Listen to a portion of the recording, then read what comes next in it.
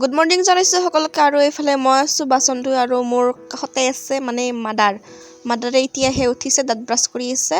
তাৰপিছত এইফালে মই বাচন পাতি ধুই ৰেডি। তাৰপিছত আকৌ কাপোৰখিনিও ধুব লাগিব নহয়। তাৰপিছত আকৌ বাচনখিনি ধুই উঠাৰ পিছত আকৌ লাগিল মোৰ আম খাওঁ। এইফালে সোণাই ধুনীয়াকৈ আমখিনি কাটি দিলে, মই খালোঁ। তাৰপিছত আকৌ ওচৰৰে বৰমা এজনী আহিল, বৰমাজনীক চাহ দিলোঁ। এয়া মালপোৱা বনালোঁ। এইজনীয়ে হৈছে বৰমাজনী, মানে হাঁহিয়ে থাকে আৰু হাঁহি চম্পা বৰমাজনী।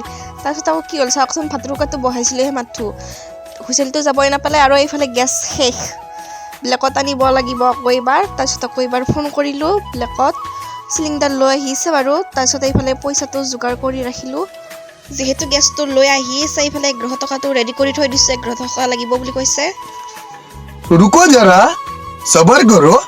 ভাতকেইটা যিহেতু বেয়া হৈ যাব, সেইকাৰণে গেছটো অহাৰ লগে লগে মই বহাই দিলোঁ আৰু কুকাৰটো। নাজানো আৰু ভাতে হয় নে এইফালে পিঠাগুড়ি হৈ থাকে, গম পাম পিছত, খাবার টাইমতে গম পাম।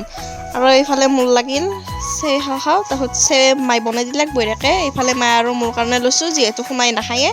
আৰু এইফালে ভাত ৰেডি হৈ গ'ল আমাৰ। এইফালে আছে দালি, এইফালে আছে খুতুৰা শাক ভাজি, আৰু এইফালে কণী, আৰু এইফালে ভাতকেইটা কিন্তু ঠিকে আছিল। আজিলৈ আহিছোঁ, বাই বাই।